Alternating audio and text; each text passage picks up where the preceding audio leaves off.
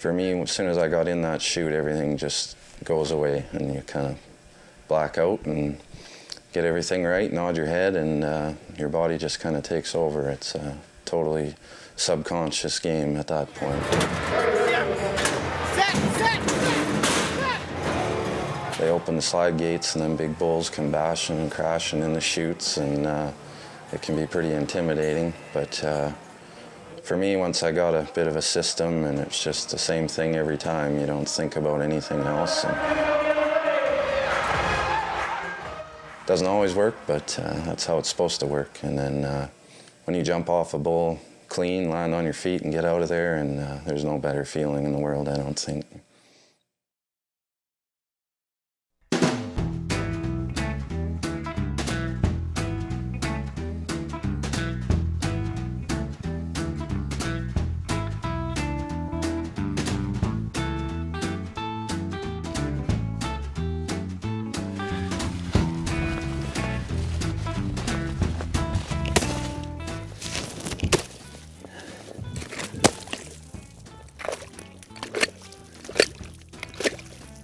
Come on, bulls, up! This is a typical morning around this place. First thing, chop these water holes and then, yeah, grain the bulls, and usually they're good for the day. And then, yeah, that's about it for this time of year anyway. That's Frank there. He's a bottle calf that his mom died during birth, so he's not a rodeo bull.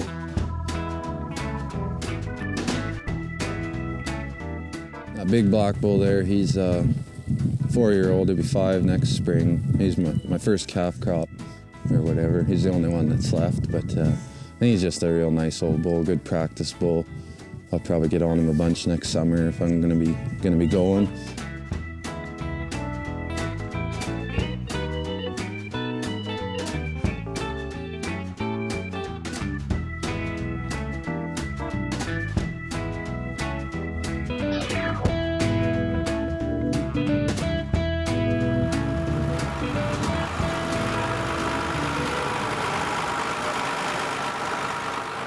A lot of people are used to 9 to 5, you know, drive to work, put your time in, go home, and then do whatever you want in your spare time. But when you're farming and it's busy in the summer, and you know, you get up in the morning, you might work till midnight or till dark for sure. Anyway, there's always something you can be doing. And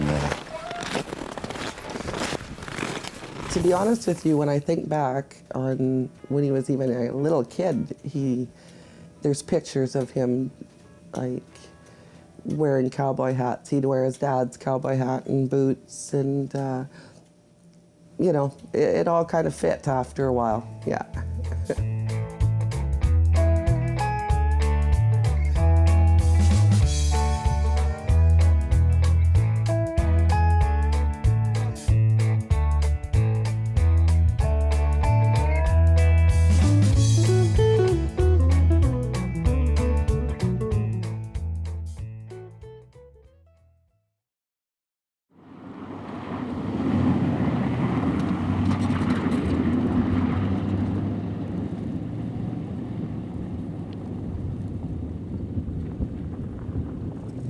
There's the old rodeo grounds over there.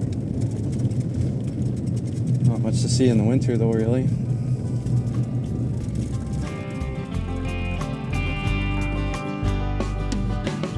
There ain't nothing like a prairie town. Everyone knows you from miles around. You just gotta wave, 'cause chances are you're gonna know who's driving that car. And even if you don't, chances are they're gonna know your folks, yeah. The nicest people around are living in a prairie town.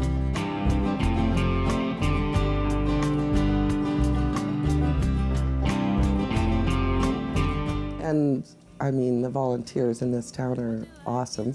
Everybody volunteered to help at the rodeos, and you know, got down and dirty. And every morning, did you hear the latest on Bill and who's moved into that house on the hill? What's the weather supposed to do this? First bull I got on was in Virden, Manitoba at the high school rodeo there. Got on a young bull that turned out to be the bull of the year in Manitoba when he got a little bit older, and he handled me. Ain't nothing like a prairie town. Everyone knows you from miles around. You just Yeah, it was 4 years of high school rodeo, and I started going to some amateur rodeos and stuff like that and throughout that, and then was off to university in the States for 3.5 years, I guess. I rode down there. It's just a rush, and traveling around, it's a different kind of lifestyle. I like it. I get to meet a lot of people, see a lot of different country.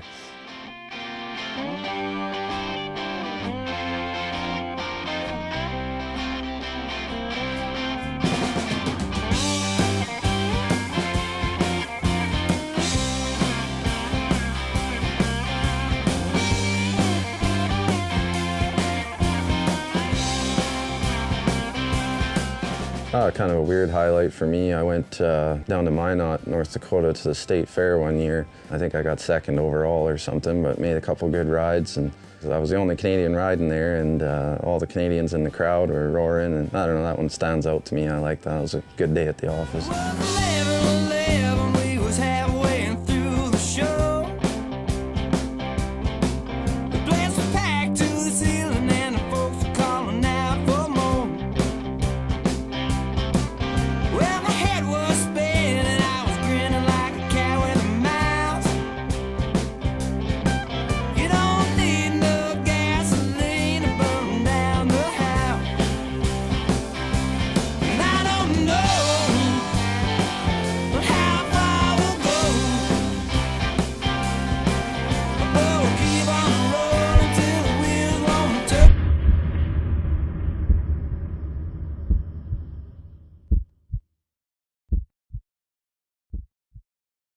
It gets to the point sometimes where you're quite sore, and you just got to kind of keep going, or I don't know, sometimes you can't, I guess. I've had injuries that have stopped me before, and then you're already entered up in the next couple weekends. You got to turn out of them, and it ends up costing money, seems like, and then you're on the sidelines. And probably my first traveling partner, Ben Kincaid, he's dislocated his hip and bust his neck, and you name it, he's done it. And that's how he ended his career, was with an injury. And another good friend of mine, Bobby Stevens, same kind of thing.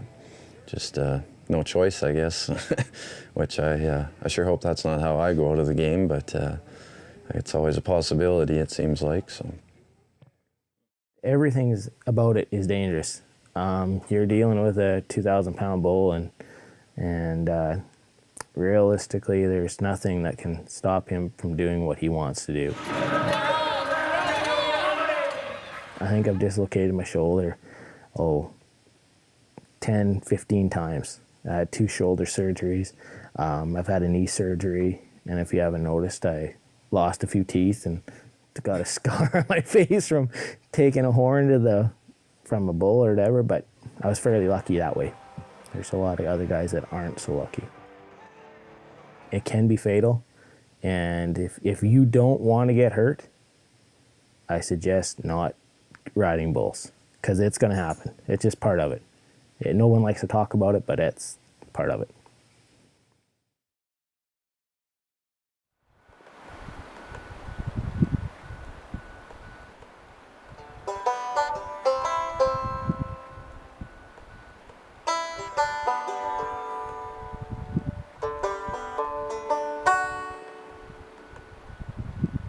yeah, helping some young guys get started now, it's kind of a new thing for me, but I guess it's not really so much me teaching them how I ride and stuff like that. It's more maybe telling them what not to do and lessons I learned along the way and stuff like that. Or kind of see it out from you a little bit instead of bringing it back from you. It actually helps me in a way, because it takes you back to the basics and keeps you refreshed and keeps you getting on the barrel, and then you got kids to help you too for bucking the barrel and everything else. And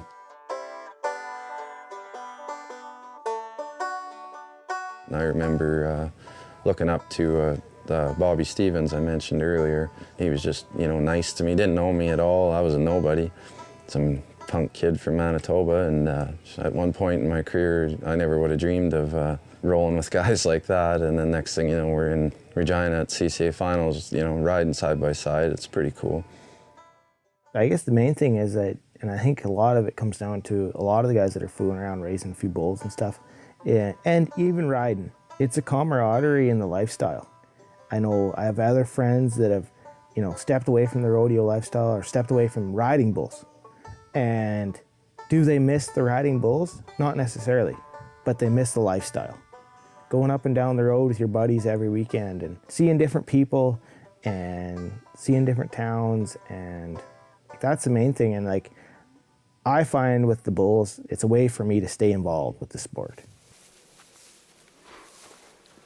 I'm hoping this next year to get one more good year in at least, and yeah, just end on a positive note and move on to helping other guys get better and working on my bull program, and yeah, just fixing up the farm and just improving everything. That's about it, I guess. Past the tree road, out in the yard. Such a long walk to where we'd party hard. And upside down drums, roller coaster ride. Had some times that make us laugh and cry. Y'all the three man, take a drink from me. Rolling out now, it's community. Chasing girls round, getting out for crew. Just our age and way of life.